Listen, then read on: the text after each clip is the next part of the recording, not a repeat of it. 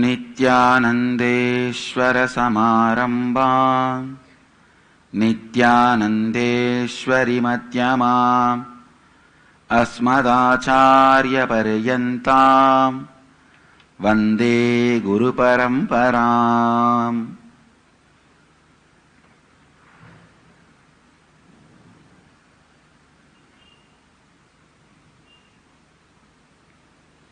உங்கள் அனைவரையும் வணங்கி வரவேற்கின்றேன்.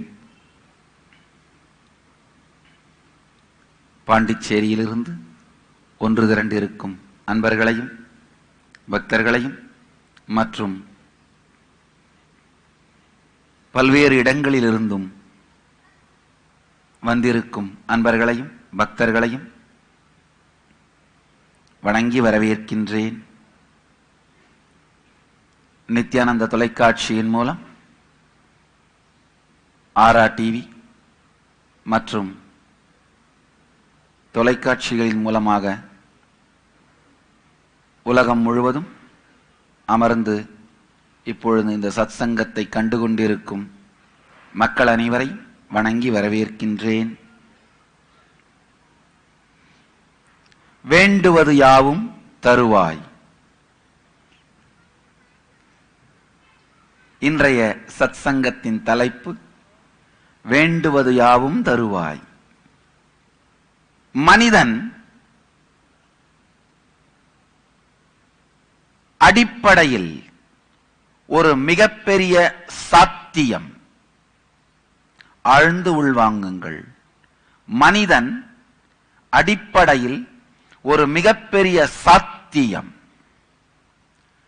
நாம் நமக்கே எவ்வாறு அறிமுகப்படுத்தப்பட்டிருக்கிறோமோ அது உண்மையில் நாம் எதுவோ அதைவிட மிக மிக குறைவானது. நாம் எது என்று நமக்கு அறிமுகப்படுத்தப்பட்டிருக்கிறோமோ அந்த அறிமுகத்தை யார் வேணா கொடுத்திருக்கலாம். நம்முடைய தாய் தந்தையர் கொடுத்திருக்கலாம், நம்முடைய ஆசிரியர்கள் கொடுத்திருக்கலாம், நம்முடைய குருமார்கள் கொடுத்திருக்கலாம், யார் வேண்டுமானாலும் கொடுத்திருக்கலாம்.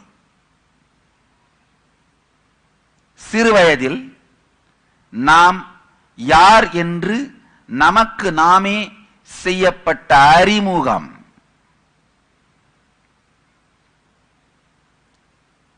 இன்னொரு விதத்தில் சொல்லணும்னா நாம் ஏற்றுக்கொண்ட அறிமுகம். என பல்வேறு அறிமுகங்கள் அளிக்கப்படும். அதில் நாம் ஏற்றுக்கொண்ட அறிமுகம், எதை நாம் நாம் என்று நம்புகிறோமோ அது உண்மையான நாம் யாரோ அதை விட மிக மிக மிக குறைந்தது. விருட்சத்திற்கு பதிலாக விதையாக அறிமுகப்படுத்தப்பட்டோம். விதையின் சாத்தியக்கூறு, ஒரு விதை விருட்சமாவது மட்டுமல்லாது பல்வேறு விருட்சங்களை உருவாக்கக்கூடிய விதைகளை தரக்கூடிய சாத்தியமுடையது என்கின்ற சத்தியம் நமக்கு அறிமுகப்படுத்தப்படவில்லை. ஆழ்ந்து கேளுங்கள். நம்முடைய சாத்தியங்கள், நம்முடைய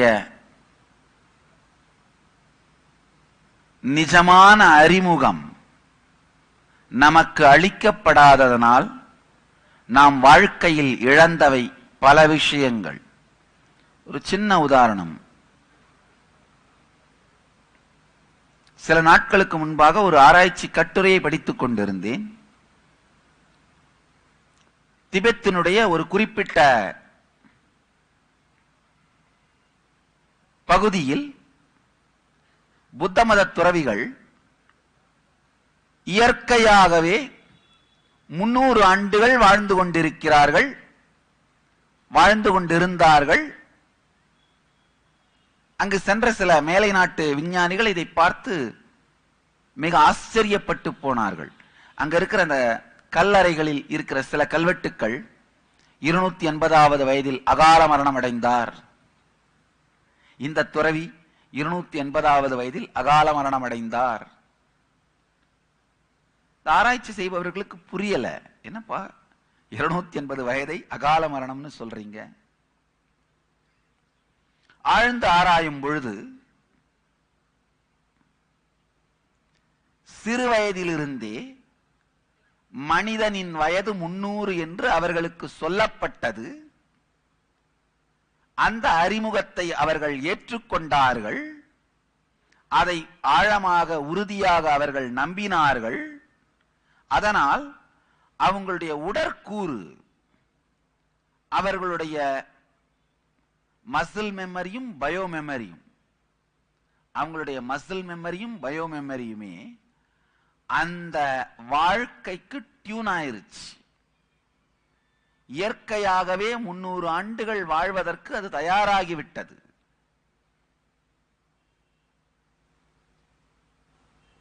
அடுத்தது சோகமான செய்தி. சாதாரண மனிதர்கள் அங்கு குடியேற துவங்கி, சாதாரண மனிதர்கள் 80 ஆண்டுகளில் 100 ஆண்டுகளில் மரணமடைய துவங்கி, அதை பார்த்த இந்த தலைமுறை புத்த துறவிகளும் அதேபோல் 80-100 ஆண்டுகளில் மரணமடைய துவங்கி விட்டார்கள். கொடுமை. இது வெறும் ஒரு 60 ஆண்டுகளில் நடந்த மாற்றம். இந்த கண்டுபிடிப்புக்கு பிறகு சாதாரண சில மனிதர்கள் அங்க குடியேற துவங்கினார்கள்.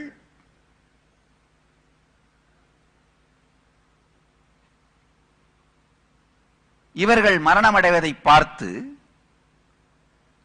மெதுமெதுவாக அந்த புத்த துறவிகளும் அவர்கள் மனமும் கூட மனிதனின் வாழ்க்கை 80லிருந்து 100 ஆண்டுகள் வரை என்று நம்பத் துவங்கி, அவர்கள் உடலும் அவர்கள் மனமும் சாதாரண மனிதனைப் போல் இயங்கத் துவங்கியது. அதனால் சாதாரண மனிதனைப் போல் மரணமடைந்தார்கள். நாம் நம்மை எது என்று நம்புகிறோமோ, நாம்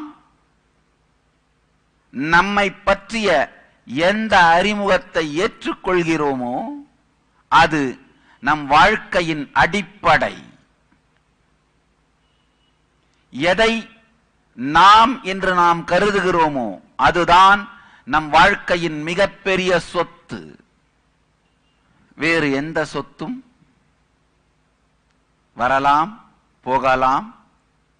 வேறு எந்த சொத்து இருந்தாலும் இல்லாவிட்டாலும் நம் வாழ்க்கையில் திருப்தியும் முழுமையும் வரலாம், வராமலும் போகலாம்.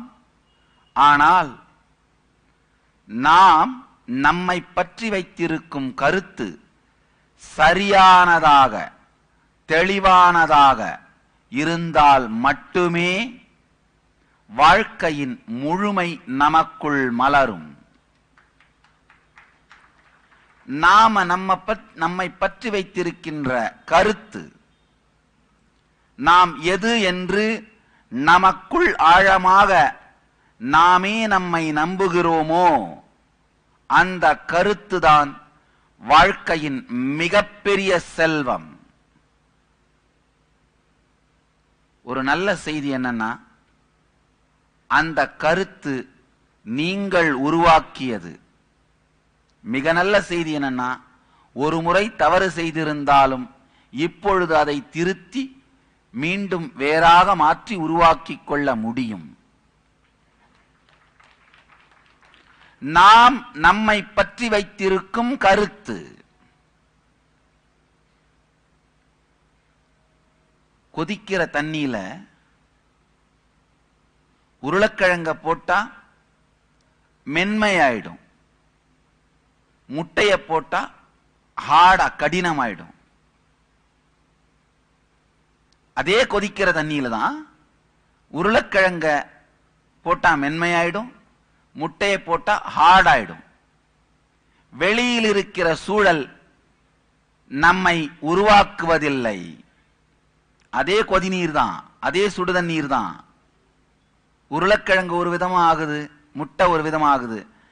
நாம் உள்ளுக்குள் என்னவாக இருக்கிறோமோ அதை சார்ந்துதான் நம் வாழ்க்கை முடிவு செய்யப்படுகிறது. நம் வாழ்க்கையும் வெற்றியும் தோல்வியும் நன்றும் தீதும் வெளியில் நடக்கின்ற சூழல்களாலே முடிவிற்கு வருவதில்லை. வெளியில் நடக்கும் சூழல் சார்ந்து நிர்ணயிக்கப்படுவதில்லை. நாம் நம்மை பற்றி வைத்திருக்கும் கருத்தை சார்ந்துதான் நிகழ்கிறது. நாம் நம்மை பற்றி வைத்திருக்கும் சிந்தையை சார்ந்துதான் நிகழ்கிறது. நாம் நம்மை பற்றி வைத்திருக்கும் சிந்தனை, நாம் நம்மை பற்றி வைத்திருக்கும் கருத்து, நாம் எது என்று நம்மையே நாம் நம்புகிறோம். உருளைக்கிழங்கு மாதிரி இருந்தோம்னா ஒரு சாதாரண சிறிய விஷயம் கூட நம்மை பலவீனமாக்கி உடைந்து ஒன்றுமில்லாத, நிற்க இயலாத, சக்தி இல்லாத, விழுந்து போகின்ற நிலைக்கு தள்ள முடியும். ஆனால் நமக்குள் நாம் வைத்திருக்கும் கருத்து தெளிவானதாகவும், நம்மை பற்றி நாம் வைத்திருக்கின்ற கருத்து தெளிவானதாகவும் உறுதியானதாகவும் இருக்குமானால் உலகமே திரண்டு ஓரணியில் நின்று எதிர்த்தாலும் உங்களை யாரும் வெற்றி கொள்ளவும் முடியாது. திரண்டு எதிர்த்தவர்கள் தோல்வியை தழுவியே தீர வேண்டும்.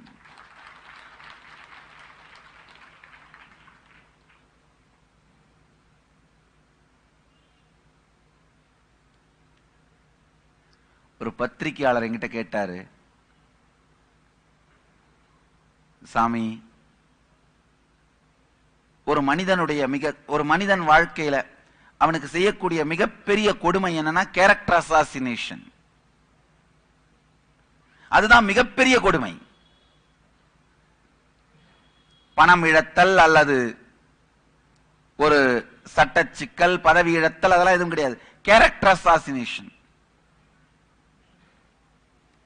உங்களுக்குள் உங்களை பற்றி நீங்கள் வைத்திருக்கும் கருத்தை தொட முடியாத வரை உங்களுக்கு யாரும் துக்கத்தை தர முடியாது. உங்களை பற்றி நீங்கள் வைத்திருக்கும் கருத்து தெளிவானதாக இருக்குமானால், உங்கள் அறிவும் உணர்வும் நேர்நிலையோடு நிற்குமானால், யாராலும் உங்கள் முகத்தில் இருக்கும் ஆனந்த புன்னகையை அழிக்க இயலாது. உங்களுக்குள் இருக்கும் தெளிவையும் நிதானத்தையும் ஒழிக்க இயலாது. உங்களை மனரீதியாகவோ உளரீதியாகவோ உணர்வு ரீதியாகவோ உடைக்கவும் இயலாது. ஆழ்ந்து புரிந்து கொள்ளுங்கள். நீங்கள் உங்களை பற்றி வைத்திருக்கின்ற கருத்து உங்கள் வாழ்க்கையின் அடித்தளம், முதல் சொத்து. நம்ம எல்லாருமே நினைக்கிறோம் பேங்க்ல இருக்கிற பணம் பெரிய சொத்து இல்ல, நம்மளை சுத்தி இருக்கிற நபர்களின் பலம் பெரிய சொத்து இல்ல, நம்முடைய வீடு, நகை, கார் போன்றவைகள் பெரிய சொத்துன்னு. உண்மையில் நாம் நமக்குள் திரும்பி பார்க்கும்போது, தனியா உட்கார்ந்து இருக்கும்போது, நீங்க குளிக்கும் பொழுது இல்ல உங்க பெட்ரூம்ல நீங்க தனியா படுத்திருக்கும் பொழுது, நீங்க பல் தேய்ச்சிட்டு இருக்கும் பொழுது, நீங்க தனியா இருக்கும் பொழுது, உங்களை பற்றி நீங்கள் வைத்திருக்கிற கருத்து, நீங்கள் உங்களோடு இருக்கும் பொழுது உங்களை பற்றி நீங்கள் வைத்திருக்கிற கருத்துதான் நீங்கள் உங்களை எப்படி சிந்திக்கிறீர்கள், நீங்கள் உங்களை எப்படி உணர்கிறீர்கள், நீங்கள் உங்களை எதுவாக நினைக்கிறீர்கள். அந்த கருத்துதான் உங்களின் முதல் சொத்து. பல்லாயிரக்கணக்கான உதாரணங்கள் சொல்லலாம். பெரிய பணக்கார தந்தைக்கு பிறந்து நடுத்தெருவில் ஏழையாக அனாதையாக சாபவர்கள் பல பேர். அனாதையாக நடுத்தெருவில் குப்பை தொட்டியில் கிடந்து வளர்ந்து மிகப்பெரிய சாம்ராஜ்யங்களை நிறுவியவர்கள் பல பேர். உண்மையில் நீங்கள் உங்களை பற்றி வைத்திருக்கும் கருத்து, அதுதான் வாழ்க்கையின் முதல் சொத்து. எதையோ சீரமைக்கிறதுக்காக வாழ்க்கையில நேரத்தை செலவு பண்றோம். வீட்டில் இருக்கிற சுவத்துல பெயிண்ட் அடிக்கிறதுக்காக, இல்ல வீட்டையெல்லாம் கிளீன் பண்ணி சீரமைக்கிறதுக்காக, இல்ல தலையில மேல கருப்பு இங்க வெள்ளை வேற வேற கலர் எல்லாம் பூசி நம்ம உடம்ப பொலிவாக்குறதுக்காக மேல கருப்பு இங்க வெள்ளையெல்லாம் தடவி மழையில போனீங்கன்னா திடீர்னு கலர் மாறிடும். அங்க வெள்ளையாவும் இங்க கருப்பாகும். இதுக்கெல்லாம் நேரத்தை செலவு பண்றோம். தயவு செய்து இந்த ஒரே ஒரு செயலை செய்யுங்கள். ஒரு முறையாவது உங்களுக்கு அருகில் நீங்களே அமர்ந்து, வேறொருவரும் இல்லாது தனியாய் அமர்ந்து, உண்மையிலேயே உங்களை பற்றி நீங்கள் என்னதான் கருத்து வைத்திருக்கிறீர்கள், அது ஒரு கருத்தா இருக்காம கூட இருக்கலாம். நான் நல்லவனுக்கு நல்லவன், கெட்டவனுக்கு கெட்டவன், நான் தொட்டா ஜெயிக்காம விட மாட்டேன், நான் சோம்பேறிப்பா, என்ன தொட்டாலும் பாதியிலே விட்டுறேன்ப்பா, இல்ல நான் என்ன தொட்டாலும் அது உருப்படவே மாட்டேங்குதுப்பா, ஒரு காலத்துல நான் என்ன தொட்டாலும் ஜெயிச்சுட்டே இருக்கும், இப்ப என்னதான் ஆச்சுன்னு தெரியல, என்ன தொட்டாலும் உருப்பட மாட்டேங்குது. இது போன்ற பல கருத்துக்களாக இருக்கலாம். ஒரு கருத்தாக இருக்க வேண்டிய அவசியம் இல்லை. ஆனால் என்னென்ன கருத்துக்களை வைத்திருக்கிறீர்கள் என்று எழுதி நீங்களே அதை பாருங்கள். அதுதான் உண்மையான கண்ணாடி கொண்டு பார்த்தல். வெறும் கண்ணாடி முன்னாடி நின்று முகத்தை சீரமைப்பதை மட்டுமே பார்க்கின்ற நாம் அகத்தை சீரமைப்பதை பற்றி யோசிக்க மறந்து விடுகின்றோம். நாம் நம்மை பற்றி தெளிவான உறுதியான கருத்தை உருவாக்கி வைத்தோமானால் அது வாழ்வின் துக்கமே இல்லாத, வாழ்வில் துயரமே இல்லாத தெளிவும் நேர்மையும் ஸ்திரமும் ஞானமும்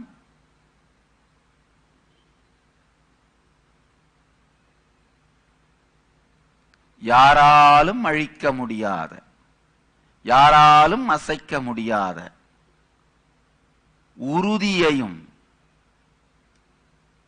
நம் வாழ்க்கையில் அளிக்கும். இதுதான் வாழ்க்கையினுடைய பாதுகாப்பு அரண்கையா. வேற எந்த இன்சூரன்ஸும் இன்சூரன்ஸ் கிடையாது. வேற எந்த இன்சூரன்ஸும் லைஃப் இன்சூரன்ஸ் கிடையாது. Death insurance. செத்த பிறகு நீங்க சாகிறதுக்காக காத்திருந்தவங்களுக்கு பணம் போகும்.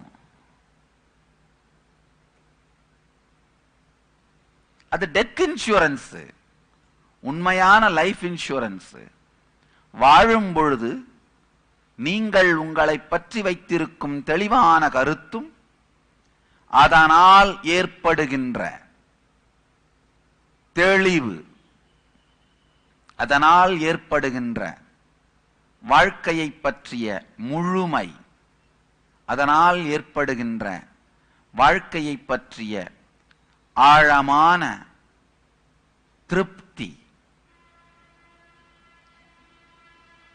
மகாவீரர் ஒரு இடத்துல சொல்றாரு, நீங்க பூமிக்கு வரும்பொழுதே உங்களுக்கு தேவையான மொத்த உணவும் அனுப்பப்பட்டு விடுகிறது. அந்த உணவை நீங்க வேக வேகமா சாப்பிட்டீங்கன்னா அது முடிஞ்ச உடனே 40 வயசோ 45 வயசுலயோ செத்து போயிருவீங்க. அதை கம்மியா பொறுமையா பொறுமையா பொறுமையா சாப்பிட்டீங்கன்னா அது முடியற வரைக்கும் 100 வயசோ 150 வயசோ வாழ்வீங்க. இது ஒரு அருமையான சத்தியம். நீங்க பூமிக்கு வரும் பொழுதே உங்களுடைய மொத்த உணவு கோட்டை அலாட்டாய் பூமிக்கு வந்துருது. அதை நீங்க வேக வேக வேகமா காலையில மதியானம் நடுவுல ஒரு சாயந்தரம், காலையில பிரேக்ஃபாஸ்ட், பிரேக்ஃபாஸ்டுக்கும் லஞ்சுக்கும் நடுவுல ஒரு பிரஞ்சு, லஞ்சு, அதுக்கப்புறம் லஞ்சுக்கும் டின்னருக்கு நடுவுல ஒரு ஈவினிங் ஸ்நாக்ஸ், டின்னர் முடிச்சு பெட்டுக்கு போனப்புறம் பெட்ல தூங்குறதுக்கு முன்னாடி ஒரு கப்பு ஸ்நாக்ஸ், வேக வேக வேகமா முடிச்சிங்கன்னா இது முடிஞ்ச உடனே வேற வழியில பேக் பண்ணிட்டு போய் ஆகணும். சரிப்பா உன் கோட்டா முடிஞ்சிருச்சு, கிளம்பி வந்துரு. 40 வயசுல கூட பேக் பண்ணிட்டு போயிருவோம். அப்படி இல்லாமல் பொறுமையாக ஒரு நாளைக்கு 2 வேளை, ஒரு நாளைக்கு 1 வேளை உண்பவன் யோகி, 2 வேளை உண்பவன் போகி, 3 வேளை உண்பவன் ரோகி, 4 வேளை உண்பவன் போகி. எப்பொழுது உணவின் உட்கொள்ளுதல் குறையுதோ நாம் நம் உணவை முடிக்கின்ற வரை நீண்ட ஆயுளோடு 100 120 ஆண்டுகளோ வாழ முடியும். ஆழமா புரிஞ்சுக்கோங்க. நீங்க பூமிக்கு வரும் பொழுதே உங்களுக்கு தேவையான மொத்த உணவும் அடுப்பப்பட்டது அப்படின்னு மகாவீரர் சொல்றாரு. அவர் சொல்ற கருத்து ஒரு நோக்கத்தில், என்னுடைய அனுபவத்திலிருந்து சொல்லுகின்றேன், நீங்க பூமிக்கு வரும் பொழுதே நீங்க அனுபவிக்க வேண்டிய சக்திகள் எல்லாமும் உலகத்திற்கு அனுப்பப்பட்டு விடுகிறது. அதை வெளிப்படுத்தி அனுபவிக்க துவங்கினால் அனுபவித்து முடிக்கும் வரை நீண்ட காலம் நீங்கள் வாழ்ந்து கொண்டே இருக்கலாம். ஆனால் வெளிப்படுத்த தவறினால், அவைகளை வெளிப்படுத்தும் நுட்பத்தை கண்டுகொள்ளாமல், அவைகளை உட்சார்ந்து பார்க்காமல் நிற்காது தவறினால்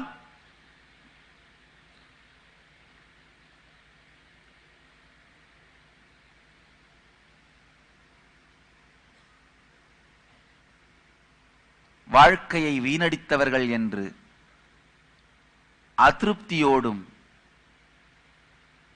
குறை உணர்வோடும் மீண்டும் அழைக்கப்படுவீர்கள். ஆழமா புரிஞ்சுக்குங்க. மகாவீரர் சொன்னது,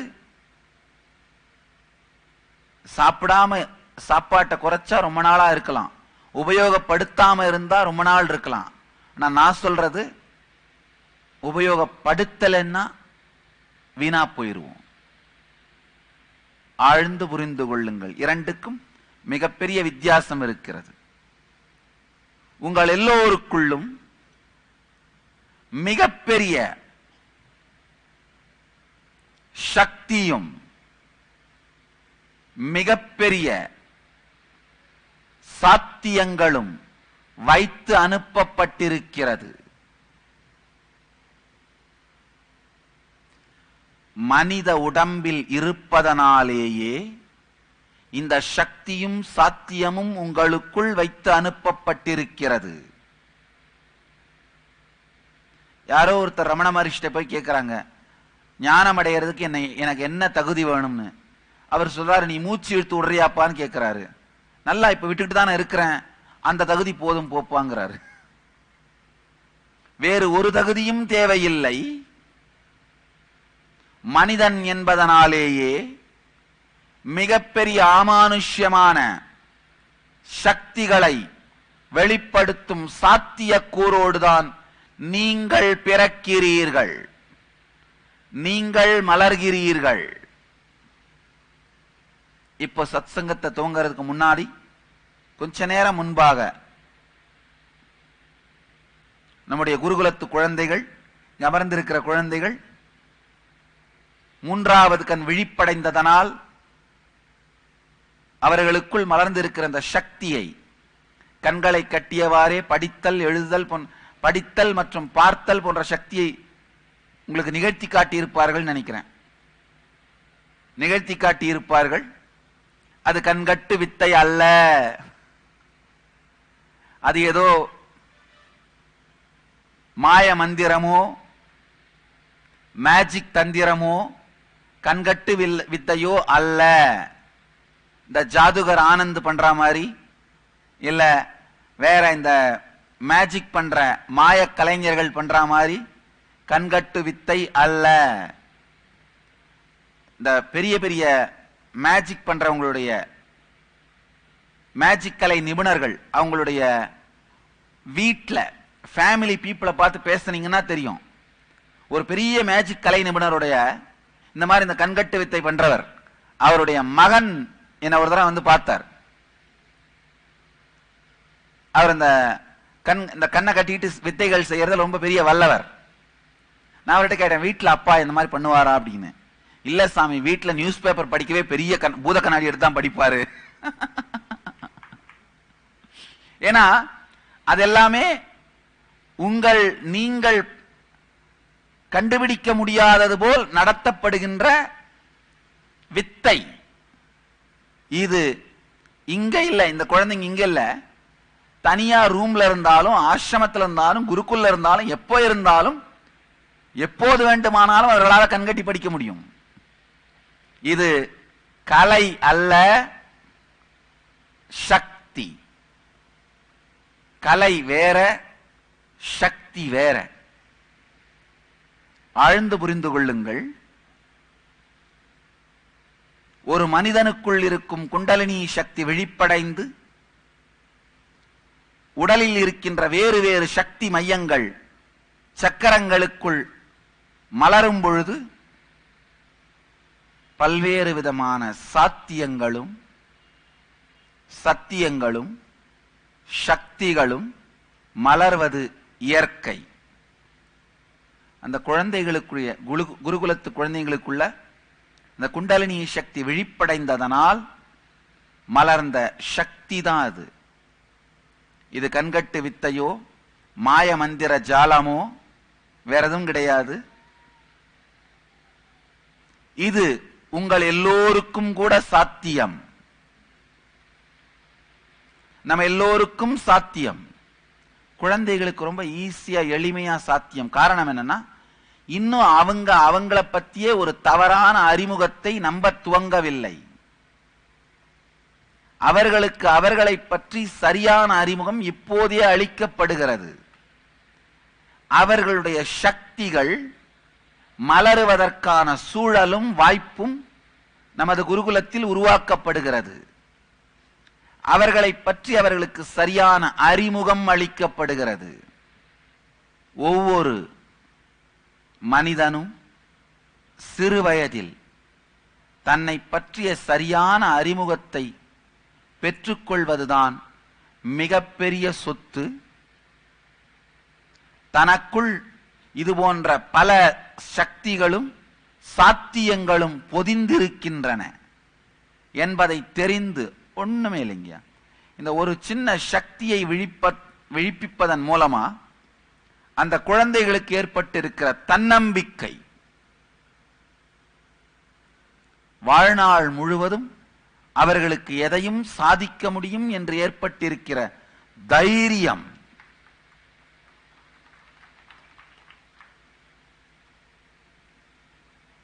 இதுவரைக்கும் என்னுடைய குருகுலத்து குழந்தைகள்ட்ட நோ, இது சாத்தியமில்லை, இது நடக்காதுன்ற வார்த்தையை நான் கேட்டதே இல்லை. திடீர்னு ஒரு நாள் சொன்னேன், அப்பா நீங்க எல்லாம் 10 வயசு வரும்பொழுது 10வது எக்ஸாம் எழுத ஆரம்பிக்கணும் அப்படின்னு. வெறும் ஒரே ஆண்டுக்குள் 50% குழந்தைகள் 10வது வயதில் 10வது பரீட்சை எழுத துவங்கி விட்டார்கள். எழுதி வெற்றியும் பெற்று விட்டார்கள். ஒரே ஒரு ஆண்டு தான். நமக்குள் பல்வேறு சாத்தியமும் சக்தியும் இருக்கிறது. பிரச்சனையே என்னன்னா, இதை கேட்கும் போதே நாமெல்லாம் டயர்ட் ஆயிடுறோம். ஏதோ வந்துட்டோம் சொல்றீங்க, சரி சொல்லுங்க. கேட்கறதுக்கு நல்லா தான் இருக்கா மாதிரி இருக்கு. நான் கொஞ்ச நேரம் தூங்கிக்கிறவன். நான் எந்திரிக்கும் போது பிள்ளை வீட்டுக்கு கூட்டு போயிரு அப்படின்னு பக்கத்தில் இவங்கிட்ட சொல்லிட்டு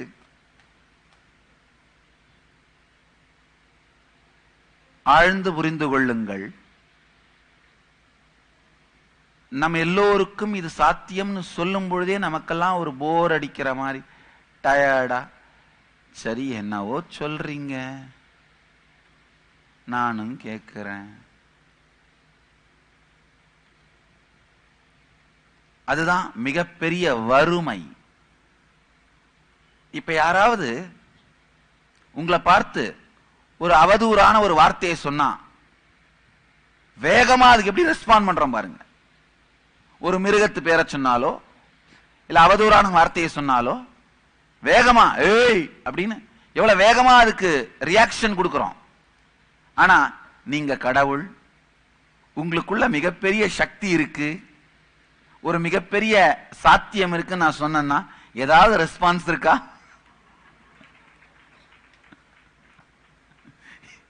யாராவது ஒருத்தர் ஒரு அவதூறு வார்த்தை சொன்னா அறிவிலினோ அறிவில்லாதவனோ திருடனோ கொள்ளைக்காரனோ கொலைகாரனோ இல்ல காமுகன் அப்படின்னோ இல்ல ஒரு மிருகத்தின் பேரை சொல்லியோ நம்மள சொன்னா உடனே என்ன பண்றோம்? எவ்வளவு வேகமான ரெஸ்பான்ஸ் வருது பாருங்க. ஏனென்றால் வலிக்கு தயாராக இருக்கின்ற நாம் சத்தியத்தின் வெளிப்பாட்டிற்கு தயாராக இல்லை. ஒரு வலிக்கும் வேதனைக்கும் வேகமாக செயல்படுவதற்கு தயாராக இருக்கின்ற நாம் ஒரு ஆன்மீக சத்தியத்திற்கும் இறுதி உண்மைக்கும் அறுதி சத்தியத்திற்கும் வேகமாக செயல்பட தயாராக இல்லை. எதையாவது ஒண்ணு வேகமா நம்ம ஃபர்ஸ்ட் ரெஸ்பான்ஸ் வேகமா இருந்தாலே அதை சரி பண்றதுக்காக வேலை செய்யணும். யாராவது ஒருத்தர் உங்களுடைய குடும்பத்தாரோ தாயையோ தந்தையையோ அம்மாவையோ மனைவியையோ தங்கையோ அவதூறா சொன்னாங்கன்னா முதல் ரெஸ்பான்ஸ் கோபம், இரண்டாவது ரெஸ்பான்ஸ் எடு அருவாளை. இது போன்ற விஷயங்களுக்கு வேகமாக செயல்பட தயாராக இருக்கின்ற நாம் துரதிர்ஷ்டவசமாக, மிகவும் துரதிர்ஷ்டவசமாக நம்முடைய சாத்தியக்கூறும் சத்தியமும் சக்தியும் நமக்கு சொல்லப்படும் பொழுது, நம்முடைய வாழ்க்கை சார்ந்த உண்மைகள் நமக்கு சொல்லப்படும் பொழுது, வாழ்க்கையை சார்ந்த சத்தியங்கள் நமக்கு வழங்கப்படும் பொழுது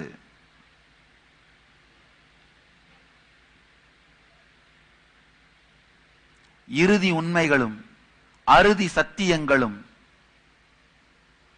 நம்முன் வைக்கப்படும் பொழுது எந்தவிதமான எதிர்வினையோ காட்டாது ரியாக்ஷனே இல்லாம அப்படியே இருக்கும். காரணம் என்ன? நமக்குள் இதை பற்றி சாத்தியம் என்கின்ற ஒரு சிறு துளி எண்ணம் கூட இல்லை.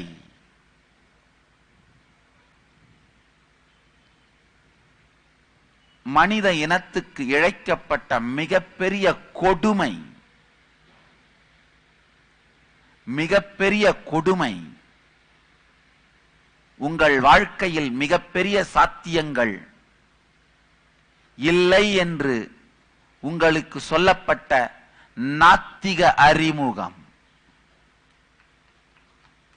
உங்கள் வாழ்க்கையின் மிகப்பெரிய சாத்தியங்கள் உங்களுக்கு இல்லை என்று சொல்லப்பட்ட நாத்திக அறிமுகம்தான் மனிதனுக்கு இழைக்கப்பட்ட மிகப்பெரிய கொடுமை.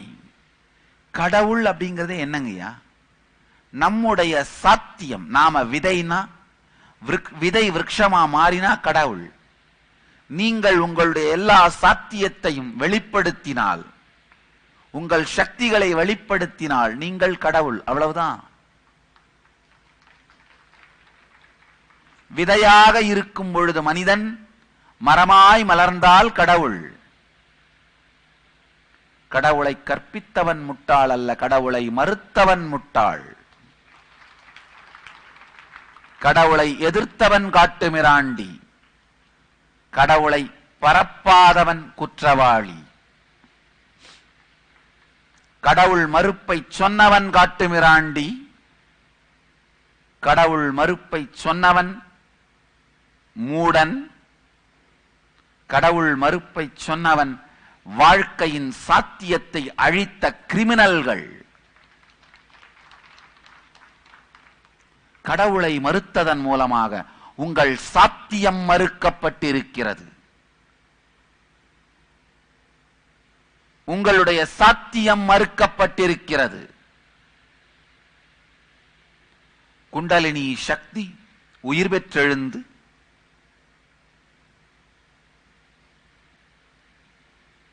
உங்கள் ஒவ்வொருவருக்குள்ளும் மலரச் செய்யும் சக்திகள், மலர வைக்கும் சக்திகள்,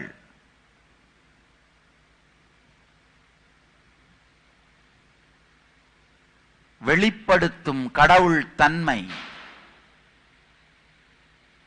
ஆழ்ந்து புரிந்து கொள்ளுங்கள். குண்டலினி சக்தி உங்கள் எல்லோருக்குள்ளும் பொங்கி எழுந்து செயல்படும் பொழுது வெளிப்படும் சக்திகள், ஆற்றல்கள், சாத்தியங்கள் போன்றவைகள்தான் கடவுள் தன்மை. கடவுள் தன்மையின் சாத்தியம் மறுக்கப்படும் பொழுது உங்களின் சாத்தியம் மறுக்கப்படுகிறது.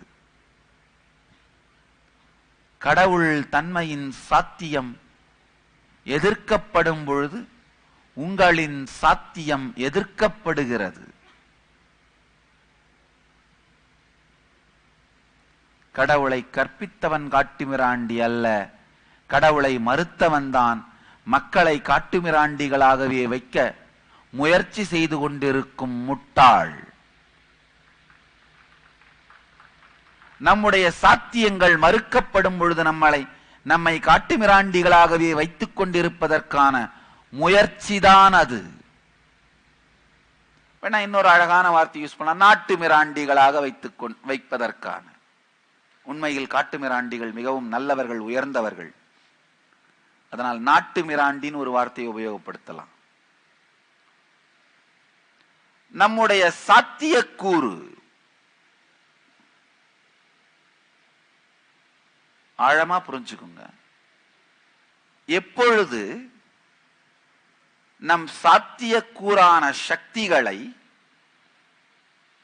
நமக்குள் மலர வைக்க துவங்குகிறோமோ அப்பொழுதே நம் வாழ்க்கையின் ஆழமும் அகலமும் நீளமும் அதிகரிக்கிறது. ஆழம்னா வாழ்க்கையை வாழ்ந்த திருப்தி, அகலம்னா நாம எத்தனை பேரை இன்ஸ்பயர் பண்றோம், உற்சாகமாக்குறோம், எத்தனை பேர் வாழ்க்கையில தாக்கத்தை ஏற்படுத்துறோம், நீளம்னா எத்தனை வருஷம் வாழறோம். நம் சக்திகளை வெளிப்படுத்தும் பொழுது ஆழமும் அகலமும் நீளமும் மேம்படுகிறது. சக்திகளை வெளிப்படுத்தாத பொழுது இந்த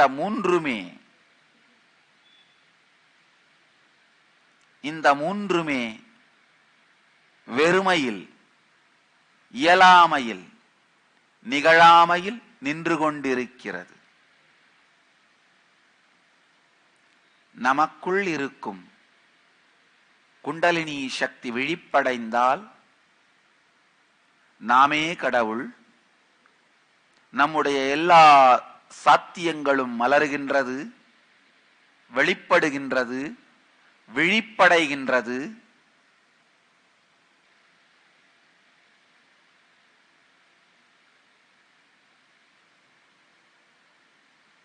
மனிதன் புனிதனாகிறான். வாழ்க்கைக்குள் முழுமைத்தன்மை மலர்கிறது.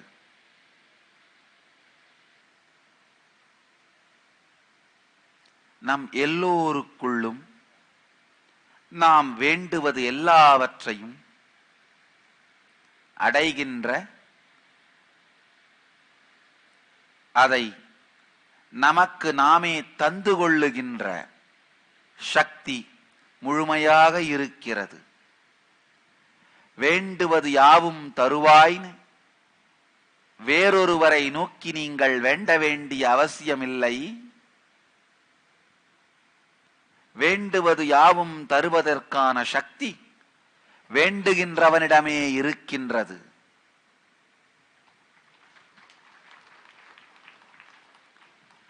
வேண்டுவது வெளியிலிருந்து வருகிறது என்று நினைப்பவன் பக்தன்,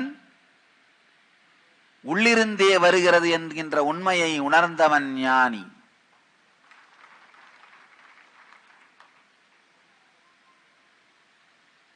வேண்டினாலும் கிடைக்காதென்று நினைப்பவன் ஏமாளி.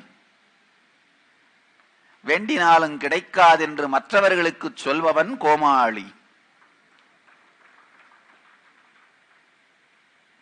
ஆழ்ந்து புரிந்து கொள்ளுங்கள்.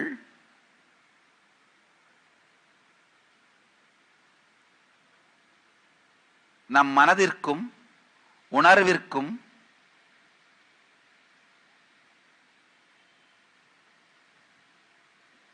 எத்துயர் ஆயினும், எந்த துக்கம் ஆயினும், எந்த சூழல் ஆயினும், என் நிலை ஆயினும்,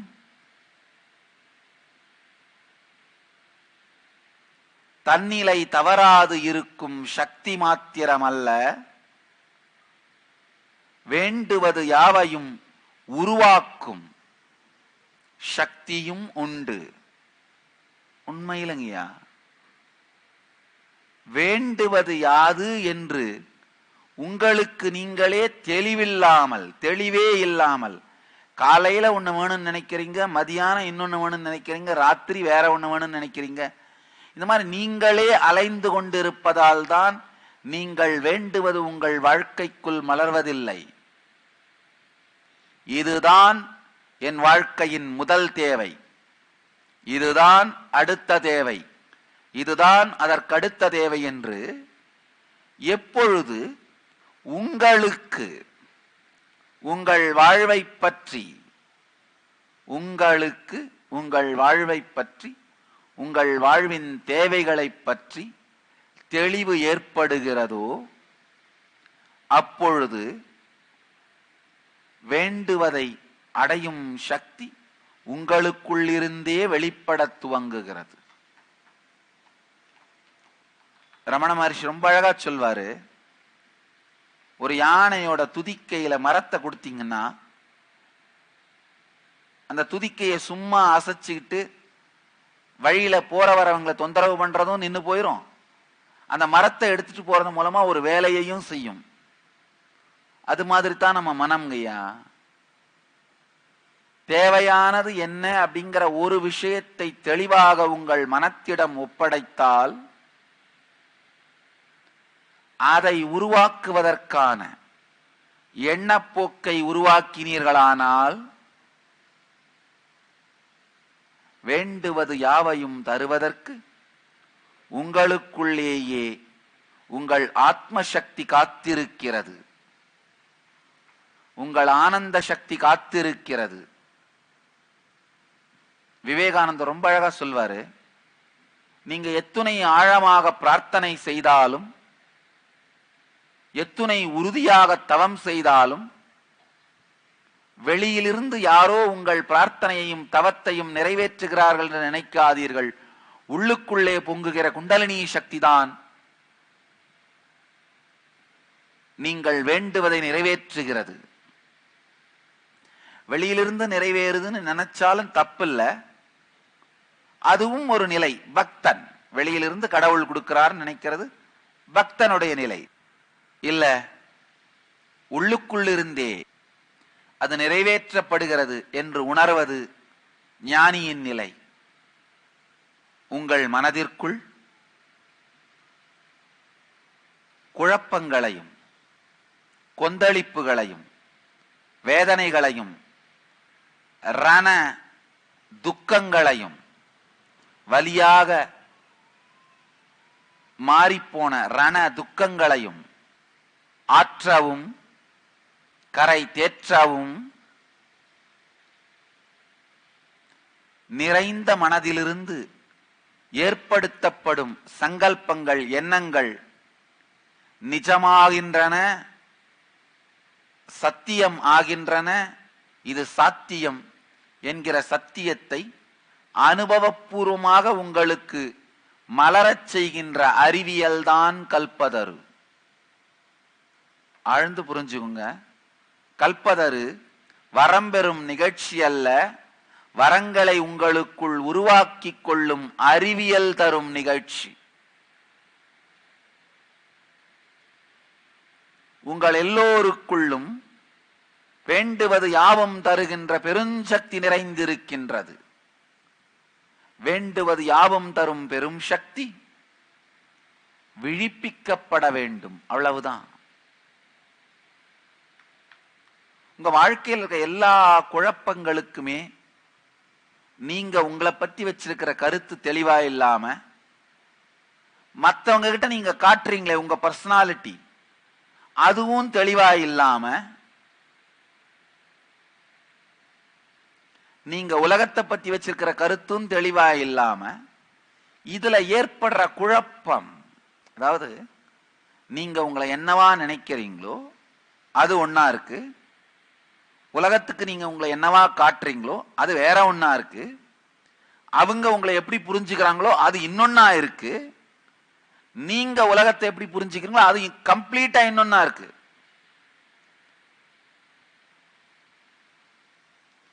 இது எப்படின்னா ஒரு மனிதன் 4 மனைவியோடு வாழ்வதற்கு சமம்.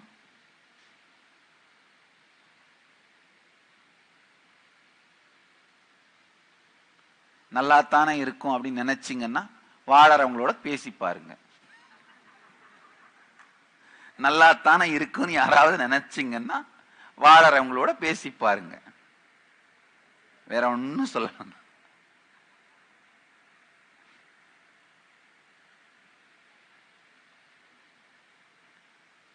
நீங்க உங்களை பத்தி வச்சிருக்கிற கருத்து,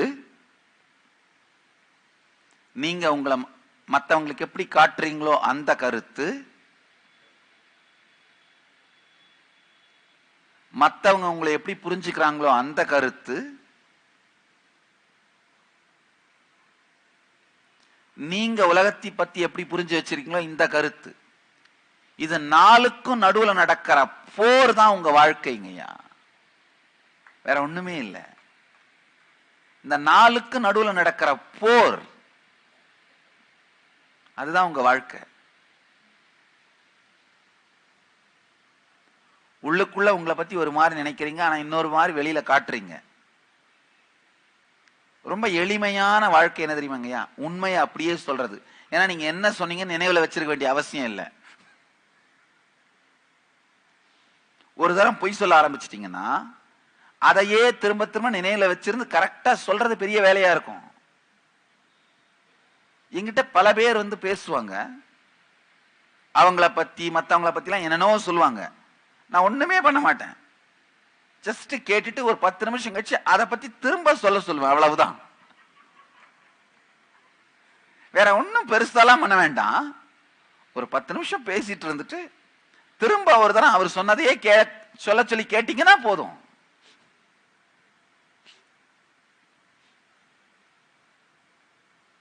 உண்மையை அப்படியே சொல்றது வாழ்க்கையில ரொம்ப எளிமையான வாழ்க்கை முறை. காரணம் என்னன்னா, யோசிச்சு மனசுல வச்சிருந்து மறக்காம திரும்ப சொல்ல வேண்டிய அவசியம் இல்லை. இருந்ததை அப்படியே சொல்லலைன்னா யோசிக்காம மனசுல வைக்காம உள்ளதை உள்ளபடி பேச முடியும்.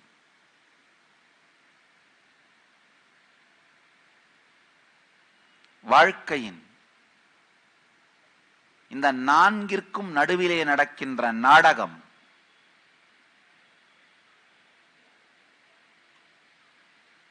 இந்த ரணகளம், இந்த யுத்தம் இந்த துக்கம்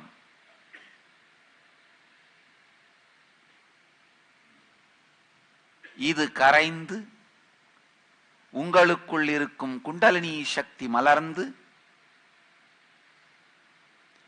வாழ்க்கையில என்ன வேணும்னு நீங்க நினைச்சீங்கன்னாலும் அதை நிஜமாக்கும் சக்தி உங்களுக்கு சாத்தியம்.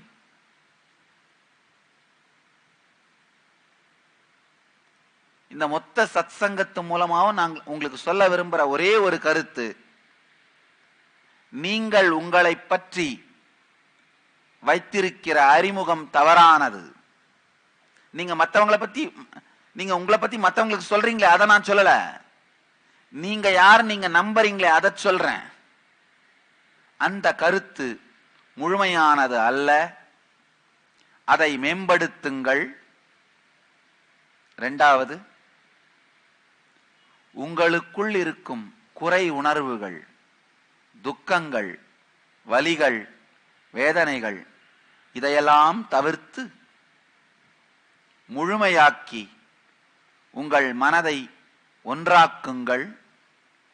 ஒன்றான மனதிற்குள், குவிந்த மனதிற்குள், அமைதியான மனதிற்குள், நிம்மதியான மனதிற்குள், ஆனந்தமான மனதிற்குள் எண்ணப்படும் எண்ணம், வேண்டப்படும் வேண்டுதல் நிஜமாக மாறுகிறது, சத்தியமாக மலர்கிறது, வாழ்க்கை முழுமையாக மாறுகிறது. ஒவ்வொரு மனிதனுமே குண்டலினி சக்தியின் அற்புதங்களை,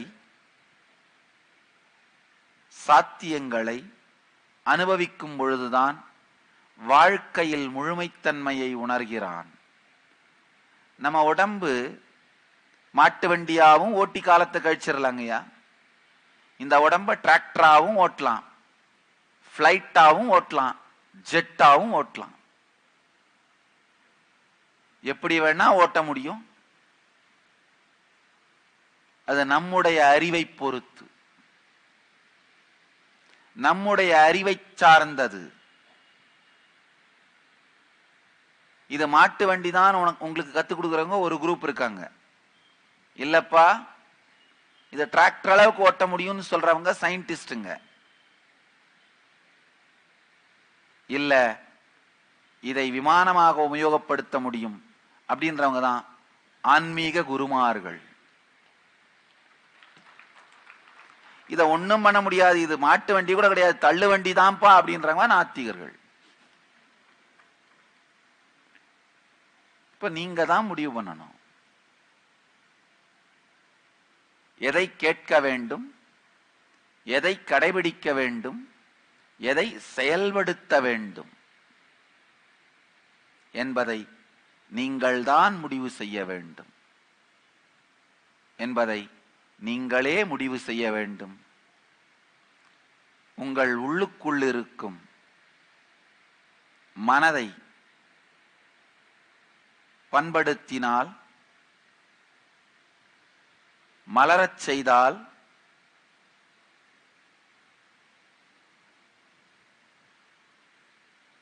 வேண்டுவது யாவும் கிடைக்கும், வேண்டுவது யாவும் மலரும்.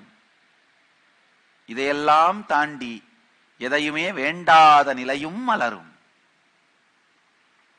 எதையுமே வேண்டாத நிலையான ஜீவன் முக்தியும் மலரும். எத்துணைதான் வார்த்தைகளால் விவரித்தாலும் சத்தியம் இது ஒன்றுதான். உங்கள் எல்லோருக்குள்ளும் மிகப்பெரிய சாத்தியம் இருக்கின்றது. இந்த அறிவியலை கற்றுக்கொண்டு அந்த சாத்தியத்தை, மிகப்பெரிய சக்தியை மலரச் செய்கின்ற, வெளிப்படுத்தச் செய்கின்ற அறிவியல், ஜீவன் முக்த விஞ்ஞானம், ஜீவன் முக்தியை மலரச் செய்யும் இந்த விஞ்ஞானத்தை, பூரணத்துவ விஞ்ஞானம், இந்த விஞ்ஞானத்தை வாழ்க்கையில் மலரச் செய்து வேண்டுவது யாவும் பெற்றுக்கொள்ளுங்கள். இந்த சக்தியை வெளிப்படுத்த துவங்கினால்தான் வாழ்க்கையின் ஆழம், வாழ்ந்த திருப்தி, அகலம், நம்மை சுற்றி இருப்பவர்கள் மீது நாம் ஏற்படுத்தும் தாக்கம், நீளம், வாழுகின்ற வருடங்களின் எண்ணிக்கை, இவை அனைத்தும் அதிகரிக்கும். உள்ள இருக்கிற சக்தியை மலர வைக்கலன்னா வாழ்க்கை வாழ்ந்து உபயோகம் இல்லைங்க. வாழ்ந்தும் உபயோகம் இல்லை, வாழ்வதற்கும் அனுமதிக்கப்பட மாட்டீர்கள். ஏன்னா சக்தியை வெளிப்படுத்தாவிட்டால் பூமிக்கு பாரம் நீங்கள். வெறும் ஒரு மிருகமாகவே வாழ்க்கை கழிந்து விடுகிறது. சாத்தியங்கள் உங்களுக்கு சொல்லப்படாவிட்டால் வெறும் மிருகமாகவே வாழ்க்கை தீர்ந்து விடுகிறது. மிருகமாகவே வாழ்க்கையை கழிப்பது எந்த விதத்திலும் உங்களை முழுமையாக்காது. முழுமையாக்காத வாழ்க்கையை வாழ்வதற்கு நீங்கள் அனுமதிக்கப்படுவதும் இல்லை. நான் ஒன்றும் அமானுஷ்யமான சக்திகளை உடனடியா வெளிப்படுத்துங்க அப்படின்றத கூட முதல் செய்தியா சொல்ல வரலைங்க. உங்கள் வாழ்க்கையை செம்மையாக்கிக் கொள்ளுங்கள். ஒவ்வொரு துறையிலும் உடல் நலத்துறையில் இருக்கின்ற துக்கங்களை சரி செய்து உடல் நலத்தை கொண்டு வாருங்கள். உறவுகளில் இருக்கிற மேடு பள்ளங்களை எல்லாம் சரி செய்து உறவுகளை சமமாக்குங்கள். போதுமான அளவு வாழ்வதற்கான செல்வத்தை ஏற்படுத்திக் கொள்ளும் வழியை மலர்த்துங்கள். எத்துணை வேலைகள் செய்தாலும், சிந்தனை செய்தாலும், உழைத்தாலும் சோர்வும் வாழ்க்கையின் மீது ஏற்படுகிற மனச்சோர்வும் ஏற்படாமல் உற்சாகத்தோடு வாழ்வதற்கு தெரிந்து கொள்ளுங்கள். வாழ்க்கையை தெளிவாக பார்த்து நிம்மதியோடும் ஆனந்தத்தோடும் நித்யானந்தத்தோடும் வாழ கற்றுக்கொள்ளுங்கள். இதுவே பெரிய மிராக்கிள்ங்க, பெரிய சக்தி, பெரிய சித்திங்கயா. இதை தாண்டி இதை செய்ய துவங்கினாலே குருகுலத்து குழந்தைகள் அடைந்திருக்கிற சக்திகளும் சித்திகளும் அவர்களுக்கு மட்டுமல்ல, உங்கள் எல்லோருக்கும் சாத்தியம்.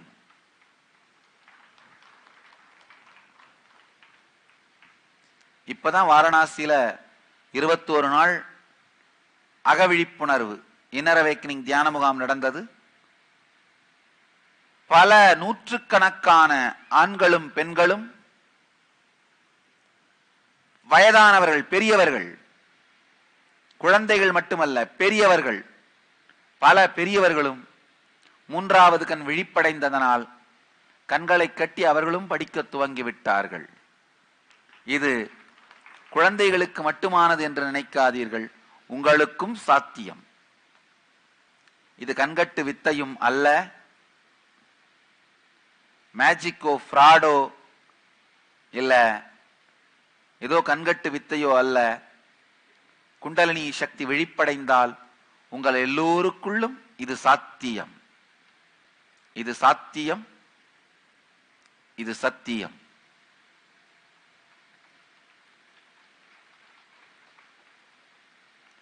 ஆழ்ந்து இதை வாழுங்கள். ஆழ்ந்து இதை செயல்படுத்துங்கள்.